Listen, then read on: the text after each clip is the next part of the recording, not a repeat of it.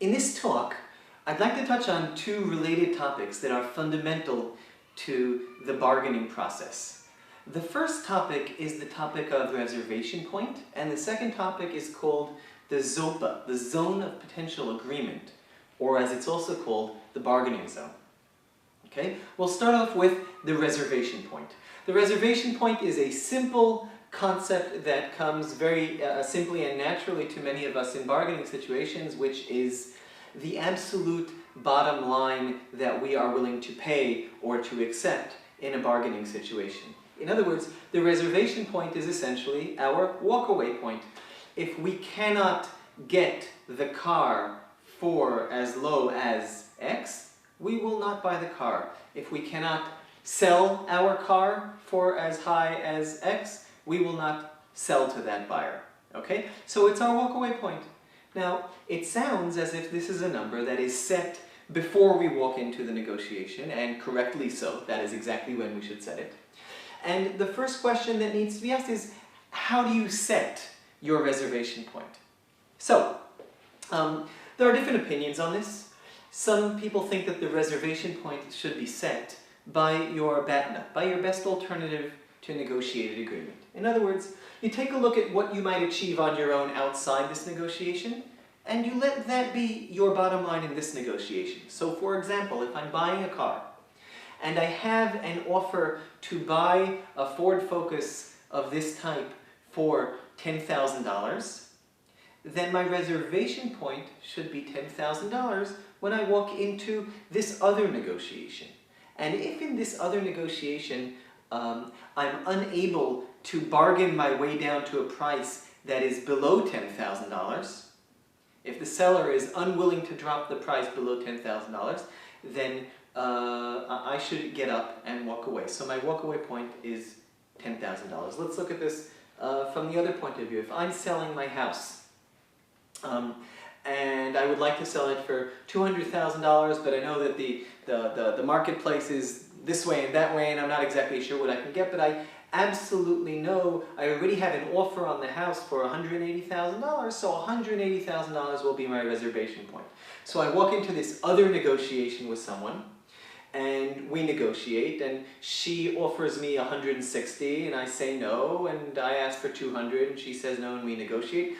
If she's not going to move past $175, then I'm going to walk, because my reservation point, the walkaway point that I set for this negotiation was $180,000, and there's no way that I'm going to say yes to anything that is not does not match or improve on my reservation point.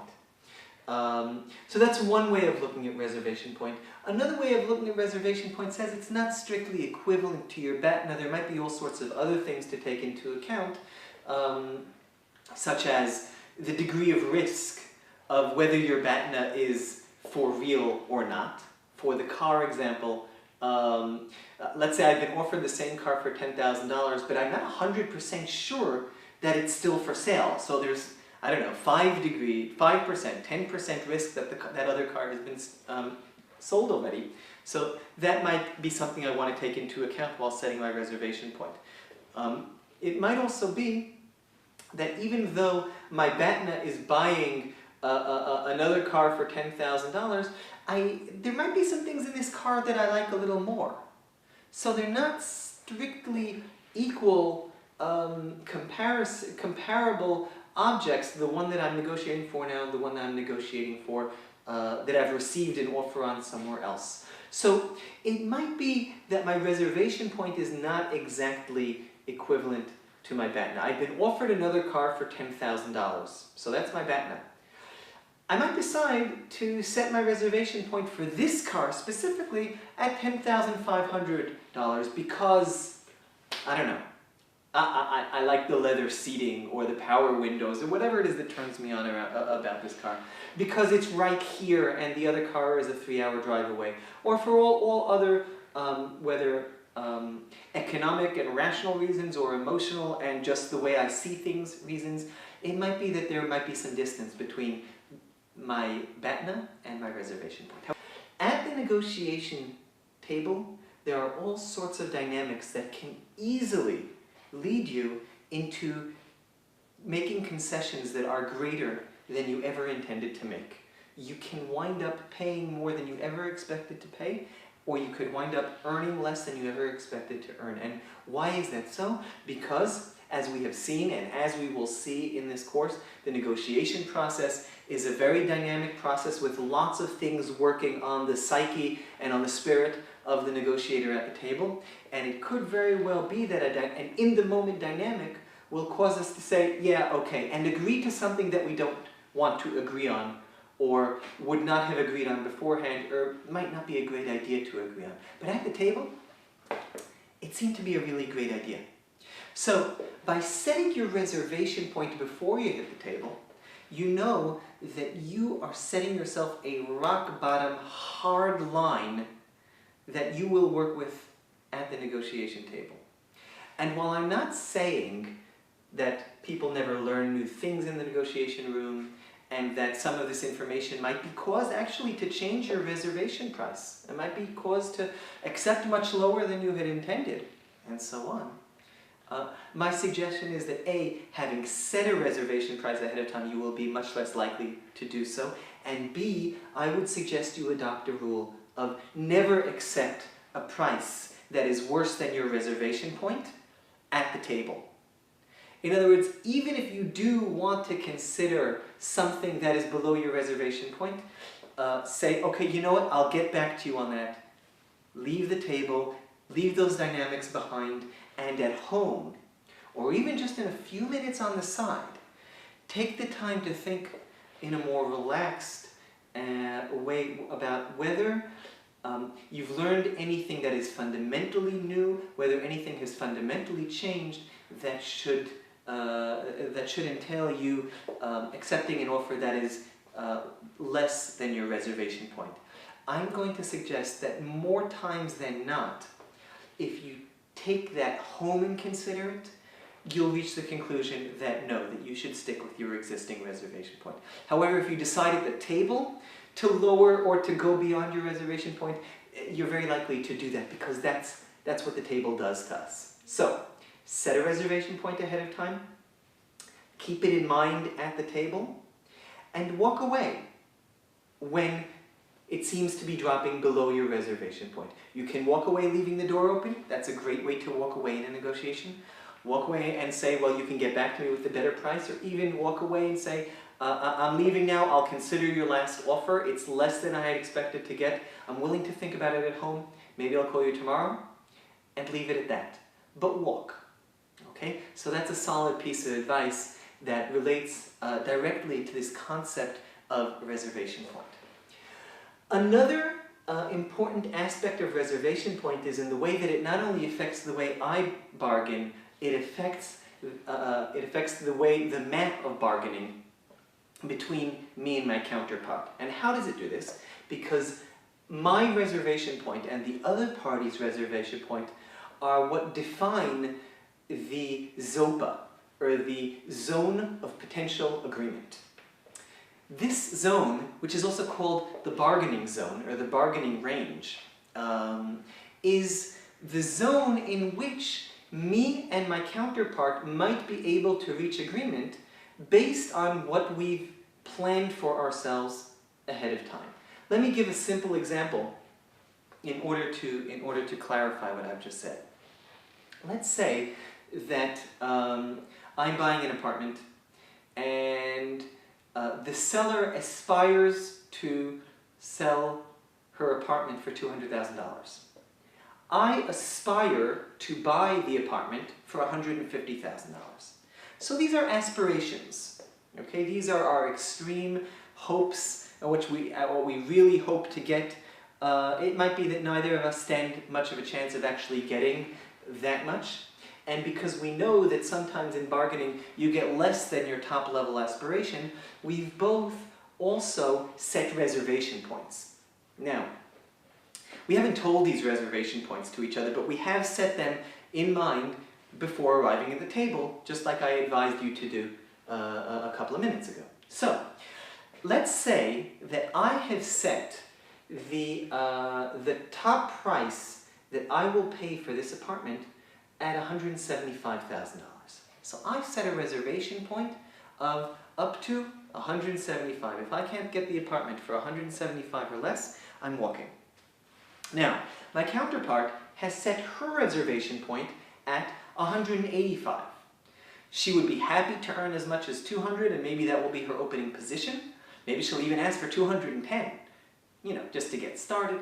But she's done her own math and made her own decision, and she's decided that she could live with $185,000 for the apartment. Now, when you look at those two numbers, you'll see something very clearly, and that is that if I'm willing to go as high as 175 and she's willing to come down as low as 185, we're not going to meet. And when I say we're not going to meet, I mean that there is no overlap between our respective reservation points. Or in other words, we are going to be left with at least a $10,000 gap between our final offers, unless one of us makes that mistake that I described a few minutes ago, which is to agree to something less than your reservation point at the table. But assuming that we're both kind of basically skilled bargainers, we will be left with a gap of at least $10,000, and we will not reach agreement. And the reason we won't reach agreement is because no agreement was possible in this case. This case, there was no zone of potential agreement, or in a different terminology, there was a negative bargaining zone.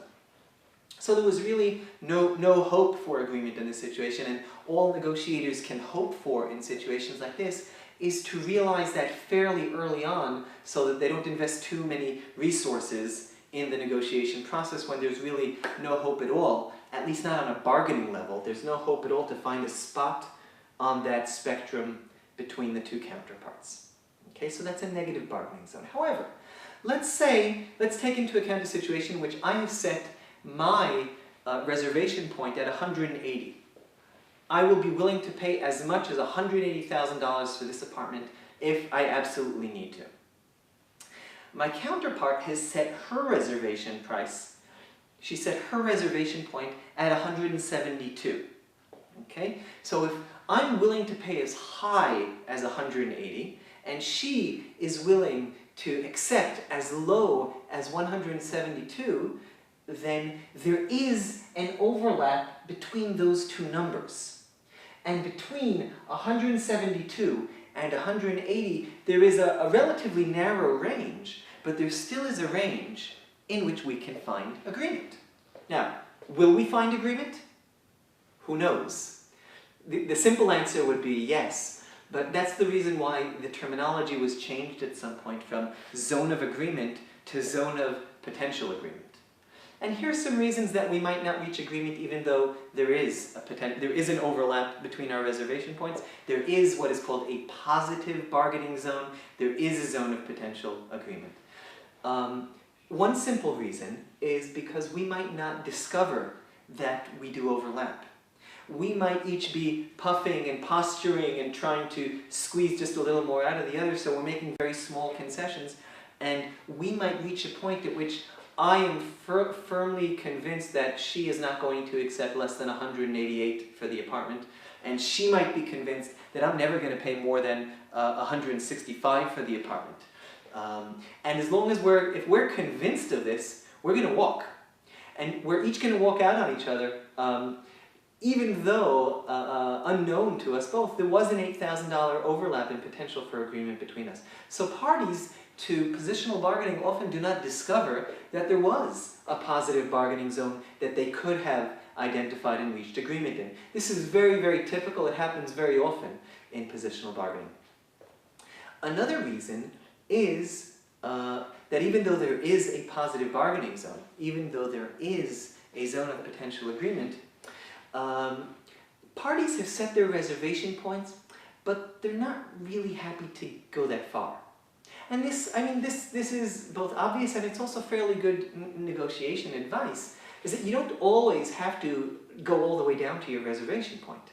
In fact, one would do well to gain more than their reservation point. In fact, that's where we make profit in so many situations in life.